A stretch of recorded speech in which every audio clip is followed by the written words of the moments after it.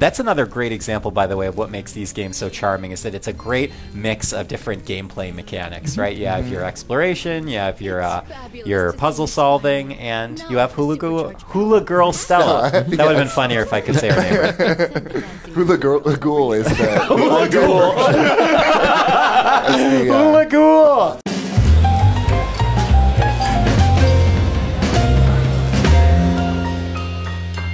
Hello, my friends, and welcome back to PlayStation Underground. On today's show, we are playing Spyro Reignited Trilogy, which is out on PS4, September 21st. I am joined by some Toys for Bob folks, senior producers Peter Kavik and Nick Livingston, and art director Josh Nadelberg. Gentlemen, welcome to the program. Hello. Hey. Oh, hello. It is good to have all of you here. We are actually taking a look at Idle Springs, which is a level in the second game of the trilogy. And Nick, if I can start with you, this is kind of one of the first deeper dives of Game 2 that we're seeing, correct? Yes, it is. One of the first levels we're showing off is Idle Springs. They've locked us out of our temples and stolen our food. Oh no! So yes, I wanted to give Foreman Bob a chance to speak and not talk over him, but this level is all about foremen who have been wronged by idle monsters. The big thing about Spyro 2, the big difference between Spyro 2 and Spyro 1 is whereas Spyro 1 was all about collecting dragons and rescuing dragons, Spyro 2 introduced this whole other world of NPCs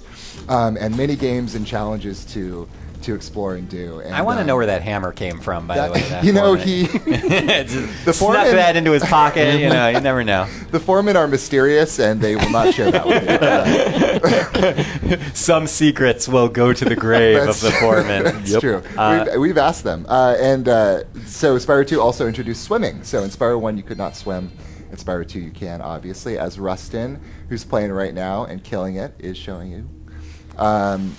And Spyro is able to swim safely as a dragon. This is good to know. He is. He is waterproof. He learned a lot from the first game. Moneybags teaches it. Yeah. Spyro 2, that's right, for a small fee. We're locked in here with all our tools, and the giant idle heads won't let the workers in unless we can solve the 3 puzzles they've got. Okay, got it, bud. The voices are so fun. Voice is so I good. love Foreman Bud. If you have trouble, come back and talk to me. Okay, bud. Yeah. Hold on a second. Quick lore question here. Yeah. Do all the foremen in the universe have names that start with B? Oh, yeah. Yes! Sure. Oh, I love it. And for us, we want to get this right. The most important thing for all your work is to make sure all the foremen have B names. But truly, though, this project has been a particularly challenging and wonderful opportunity for us because fans care so much about every detail, and we do too, and we want to get it right. So all the characters have the same names, and that's all we've done. No, all the characters have the same names. All the art has been lovingly recrafted. Sorry. You got this, dude. It's been lovingly recrafted. All the levels are. So we actually built a tool for this game so that we could make sure that we were getting all of the gameplay exactly right. So we built this tool called Spyroscope, which allowed us to, because we didn't have access to the original assets, we had to build this tool internally that allowed us to extract all of the original mesh, original placements, and even the pathing of the characters, so we could bring that into this modern recreation that we're doing now. So I remember when I first saw it at one of our engineers' desks, I was blown away, and it's been a huge undertaking for us to get this right, but for us, getting this exactly right for the fans is This idol something we says take he's super hungry and seriously. won't be satisfied until he's swallowed 10 fish.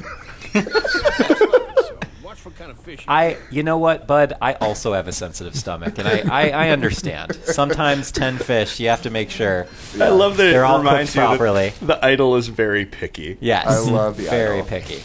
Yeah, and that's another thing, is just the amount of variety in these games is really bananas. There are idol monsters, there are hockey players, it is just those, and no other examples. Oh, no, nothing else. Just hockey players and idols. No, There are capybaras driving cars and boats. Josh, can you just list some of the things in these games? Some of the over 400 characters? Because it is amazing the amount of content that Josh specifically has led the art direction on. And oh my done god, but job. an amazing team of talented concept artists and modelers and animators. Like, I can't tell you how much effort went into bringing this world back to life. Like Nick was just saying, there's 3 games with over 100 levels and 500 plus characters, maybe 600. I haven't counted 10 recently. million. But yeah, we took the original characters from those games 20 years ago and tried to do our best job of maintaining the spirits of those characters, bringing as much new energy to them as we could, and the team really just stepped up. And I kind of want to overemphasize this. It's, for our audience, it's not like you guys took the Spyro games and just turned a dial up and you're like, I'm just going to turn up the visuals to 11 and it's going to look way better. By the way, if you're aware of where that dial exists, please let us know. Oh yeah, please. Oh my God. We lost it. That's actually exactly what we did. but Josh, to the point though, is that this is very much, as we were talking about before, a craft for your studio. I mean, you guys had to go in there and by hand and very meticulously kind of go over everything. Every inch of the world, every character. Like Nick was saying with Spyroscope, we actually extracted the original level meshes so that we could take screenshots of important vistas and paint over them and try to find like the best way to enhance it and modernize it. We did that with the environments, we did that with the characters, we did that with literally everything. The animations, we looked at what the original animation looks like and we riffed off of that. Like we were trying to be as reverential to the original stuff as we could possibly be, and there were some cases where we took our liberties where we thought we could improve upon things or make things more fun and playful, because that's kind of what Toys for Bob is about, is like finding great wacky things that get us psyched. So for example, we just saw the idol who had a metal shield, and these guys all have like marshmallows on sticks, so we turned his metal shield into the top of a barbecue. Of course, because why wouldn't you? Because why wouldn't an idol who has a hot dog on a stick also have a barbecue? Yeah, of course. Peter, maybe you can speak to this too, because you've been awfully quiet over there. I have been. Sir. I just chime in a little bit, that's all. But tell us a little bit about, I know that exploration is key in this game. I mean, is that something that you guys embraced during the development process? Yeah, I mean, that's part of the heart of what made the original games, especially, like, for me, I can speak clearly for me, but it's this world of awe and wonder. Like, you're a little kid out there saving all of the other dragons and helping all these worlds become, like, free. So making sure that all of the pieces were coming together to give you the sense of wonder and awe as you're exploring and finding all these new places in this gigantic world was key. And now we're going to see another little puzzle action here. Yeah, another little puzzle. Oh, bud. Can we install this giant glowing stone dance floor into my home? Yeah, that would be really nice to have. I feel it would really bring the room together, I think. I like that it also gives you difficulty level for the challenges. It does, yeah. That is in parity with the original games. You're like, and we chose those at random. There's no rhyme or reason to the difficulty settings. That's right. We feel it out. We just feel it out. But yeah, so this game, I mean, just the amount of puzzles to solve and unique challenges. I mean, so all the levels have these like crazy unique challenges. And the original game, it was all about rescuing dragons. This is all about challenges. And the amount of NPCs, too. There are so many different, I mean, we were talking about capybaras, foremen, ice monsters. Yeah. Spoilers. Now I know there's ice monsters. There are ice monsters. Guys. I'm sorry. Ice builders. I'm sorry. Yeah, and the ice monsters are ghosts the entire time. So I'm sorry to spoil that for you as well. Wow. I would have never known. No. Yeah, it's just it's gorgeous, and it's just really cool to see something that has such a history and such a huge fandom kind of get the loving treatment from your studio that it deserves. So, yeah, and thanks. we're just three dudes here, and but we are representing a huge group of incredibly talented people who work so hard on this and Super really passionate care. about this. It's really important to us that we get this right. And so that's why you have everyone's names are the same. That's exactly. That was the number one thing on the list. Yes. You didn't change the Spyro's name to Frank. That's right. Yeah, Frank the Dragon. No, it's not. Yeah, no, we doesn't have the same ring to it. It doesn't. It doesn't. It was truly a labor of love. Like, everyone was just so excited when we found out we had the opportunity to make this game. And the hammer. This still gets me. I've seen this already, hammer. And it's so good.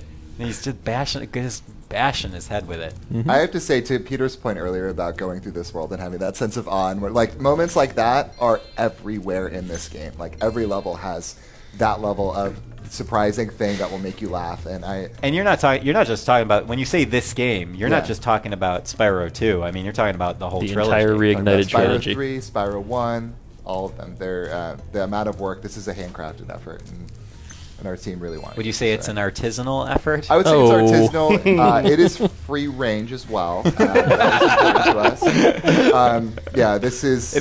I'm happy to announce here on PlayStation Underground that Spyro Reignited Trilogy is organic Right. and farm to fork. No, this is Robotica video farm gaming. to table. Fully compostable. All right, we're nearing the end of the Yeah. demo too. We have yeah, a little this is one of my dancing favorite section. levels. Oh, yeah, this is the best part.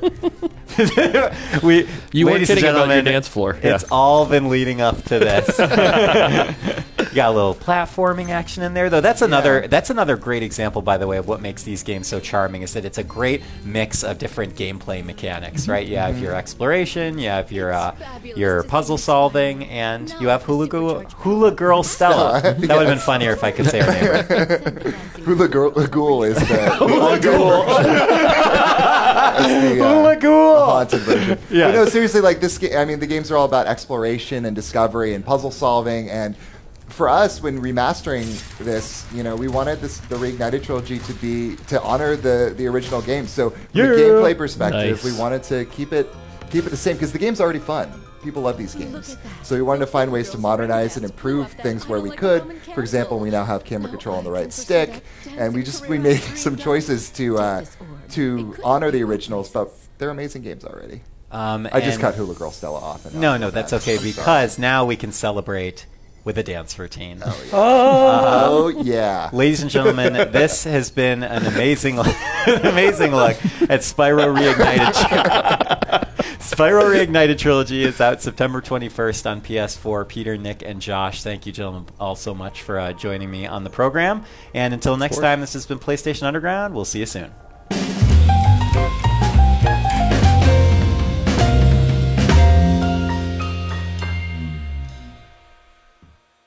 PlayStation